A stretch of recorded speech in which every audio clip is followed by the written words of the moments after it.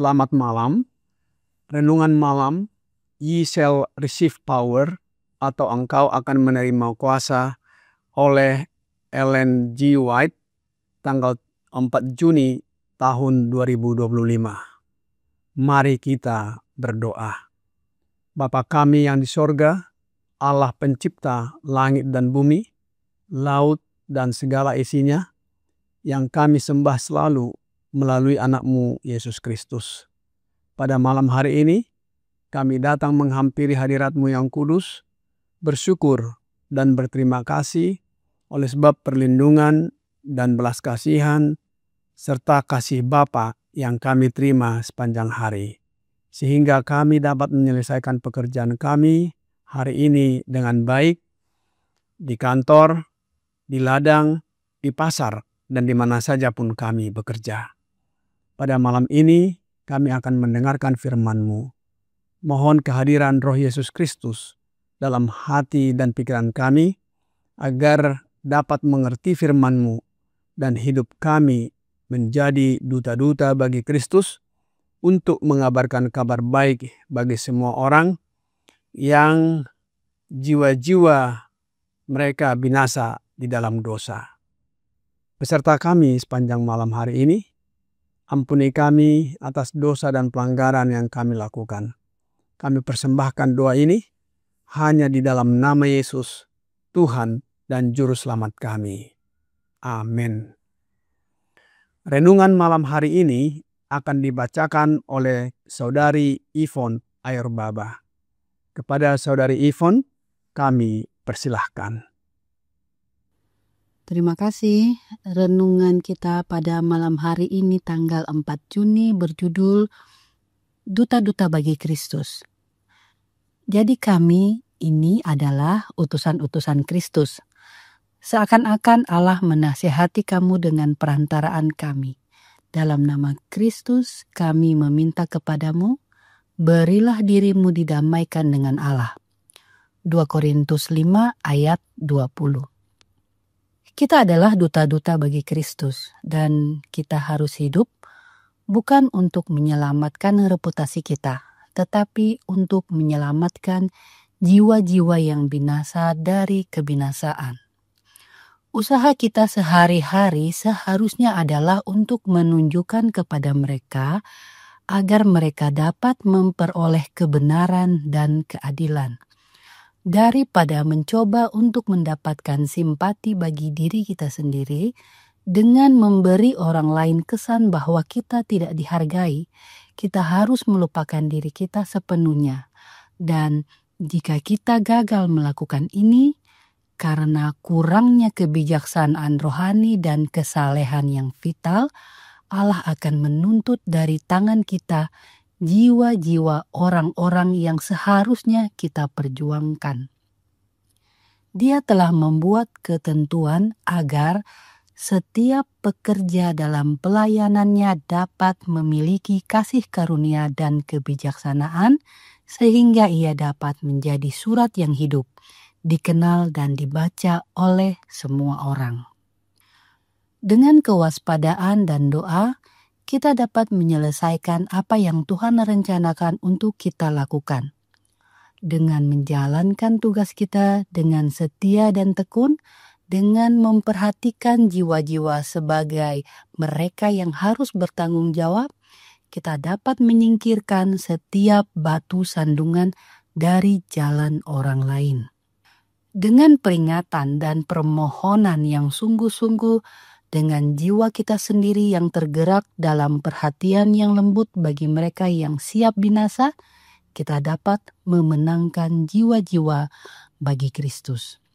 Saya ingin agar semua saudara-saudari saya mengingat bahwa mendukakan Roh Kudus adalah hal yang serius, dan hal itu didukakan ketika manusia berusaha untuk bekerja sendiri dan menolak untuk memasuki pelayanan Tuhan karena salib terlalu berat atau penyangkalan diri terlalu besar. Roh Kudus berusaha untuk tinggal dalam setiap jiwa. Jika Roh Kudus disambut sebagai tamu terhormat, mereka yang menerimanya akan disempurnakan dalam Kristus. Pekerjaan baik yang dimulai akan diselesaikan. Pikiran yang kudus, kasih sayang sorgawi, dan tindakan seperti Kristus akan menggantikan pikiran yang tidak murni, sentimen yang menyimpang, dan tindakan pemberontakan. Roh Kudus adalah guru ilahi. Jika kita mengindahkan pelajaran-pelajarannya, kita akan menjadi bijak menuju keselamatan.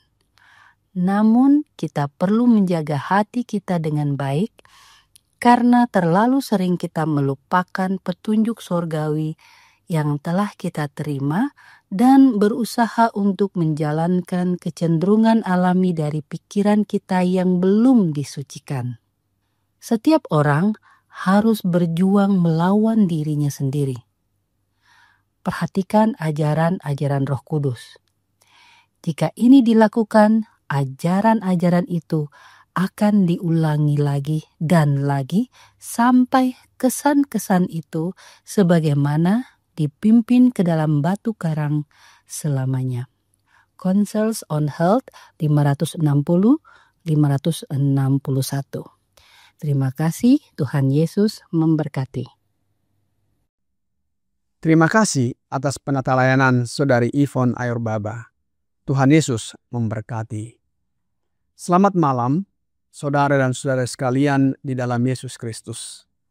Judul renungan malam hari ini adalah Duta-Duta Kristus. Seorang duta, contohnya duta besar dari negara Korea Selatan yang berlokasi di Indonesia, di Jalan Gatot Subroto, Jakarta. Lokasi ataupun tempat di mana duta besar itu berada adalah seperti satu negara dari negara Korea Selatan. Jadi, seorang duta besar dari Korea Selatan adalah seorang wakil negara Korea Selatan yang diutus oleh pemerintah negara tersebut. Seorang duta adalah seorang utusan. Paulus berkata dalam 2 Korintus 5 ayat 20. Jadi, kami ini adalah utusan-utusan Kristus. Seakan-akan Allah menasihati kamu dengan perantaraan kami. Dalam nama Kristus, kami meminta kepadamu, berilah dirimu didamaikan dengan Allah. Paulus berkata, kami ini adalah utusan-utusan Kristus. Kami di sini adalah Paulus dan kita semua adalah duta-duta atau utusan-utusan Kristus. Kita menarik orang-orang ke dalam hubungan dengan Allah Bapa melalui Yesus Kristus. Kita menyelamatkan orang-orang dari dosa mereka. Paulus meminta kepada orang-orang atas nama Kristus agar berdamai dengan Allah.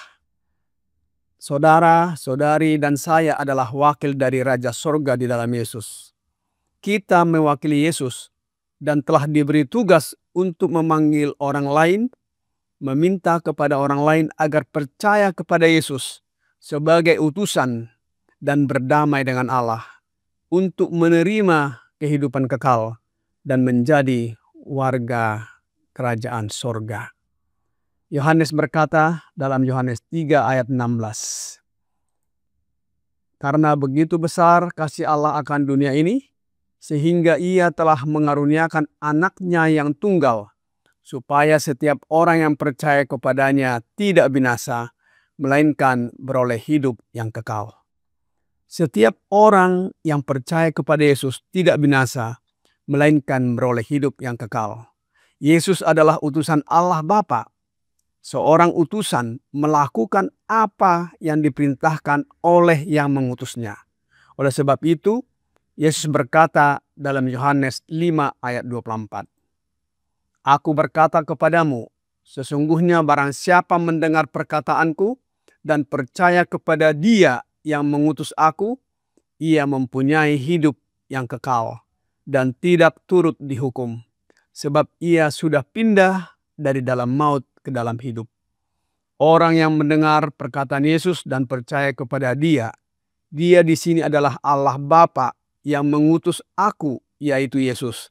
Ia mempunyai hidup yang kekal. Yesus menuruti kehendak Bapa dan bukan kehendaknya sendiri. Hal ini dikatakan Yesus dalam Yohanes 5 ayat 30. Aku tidak dapat berbuat apa-apa dari diriku sendiri. Aku menghakimi sesuai dengan apa yang aku dengar, dan penghakimanku adil. Sebab aku tidak menuruti kehendakku sendiri, melainkan kehendak Dia yang mengutus aku. Perkataan Yesus ini sebagai bukti bagi kita bahwa Dia adalah utusan Allah Bapa untuk melakukan kehendak Bapa, bukan kehendak dirinya sendiri. Demikian juga dengan kita. Kita sebagai umat-umat Kristen, umat-umat yang mengaku umat yang sisa, pengikut Yesus, diminta oleh Yesus agar menyelesaikan apa yang Yesus rencanakan untuk kita lakukan, yaitu dengan menjalankan tugas dan tanggung jawab kita. Roh Nubuat berkata dalam Ye shall receive power, halaman 164, paragraf ketiga. Dengan kewaspadaan dan doa, kita dapat menyelesaikan apa yang Tuhan rencanakan untuk kita lakukan, dengan menjalankan tugas kita dengan setia dan tekun, dengan memperhatikan jiwa-jiwa sebagai mereka yang harus bertanggung jawab. Kita dapat menyingkirkan setiap batu sandungan dan jalan orang lain. Dengan peringatan dan permohonan yang sungguh-sungguh, dengan jiwa kita sendiri yang tergerak dalam perhatian yang lembut bagi mereka yang siap binasa, kita dapat memenangkan jiwa-jiwa bagi Kristus. Kita bertanggung jawab atas jiwa-jiwa yang siap binasa. Pekerjaan ini tidak dapat dilakukan dengan bekerja sendiri atau usaha sendiri, apalagi menolak dengan tegas untuk melakukan pekerjaan penyelamatan jiwa-jiwa tersebut. Dalam renungan malam ini dikatakan bahwa hal seperti itu adalah mendukakan Roh Kudus. Ini adalah hal yang serius. Roh Nubuat berkata dalam manuskrip 30 tahun 1890, dosa penghujatan terhadap Roh Kudus tidak terletak pada kata atau perbuatan yang tiba-tiba. Itu adalah penolakan yang tegas dan pasti terhadap kebenaran dan bukti. Roh Kudus berusaha untuk tinggal dalam setiap jiwa. Jika Roh Kudus disambut sebagai tamu terhormat, mereka yang menerimanya akan disempurnakan dalam Kristus. Pekerjaan baik yang dimulai akan diselesaikan. Pikiran kudus, kasih sayang surgawi, dan tindakan seperti Kristus akan menggantikan pikiran yang tidak murni, sentimen yang menyimpang, dan tindakan pemberontakan. Tulisan Roh Nubuat dalam Christian Service, halaman 16 paragraf kedua berkata, Guru ilahi berkata, Rohku sendiri yang kompeten untuk mengajar dan menginsafkan dosa. Lebih lanjut, tulisan Roh Nubuat berkata dalam manuskrip 139 tahun 1906 paragraf 18, Kristus adalah kuasa efisiensi kita.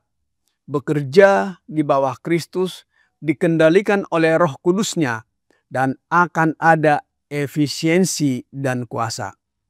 Oleh sebab itu, saudara dan saudari sekalian yang kekasih dalam Yesus Kristus, terimalah Roh-Nya, yaitu Roh Kudus.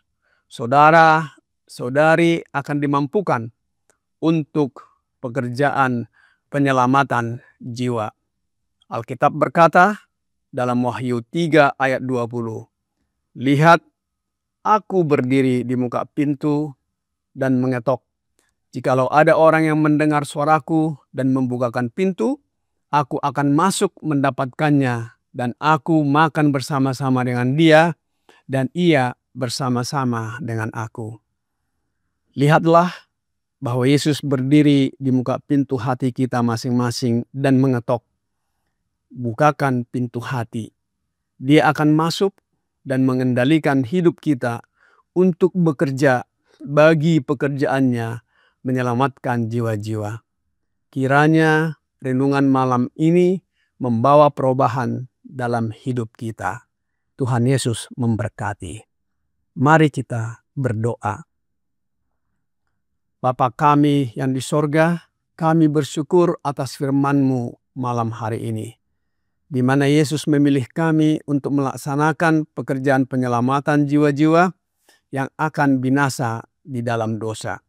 Tolong kami ya Bapa, agar kami menerima Roh Kudus, Roh Yesus Kristus dalam hidup kami dengan iman yang kami miliki.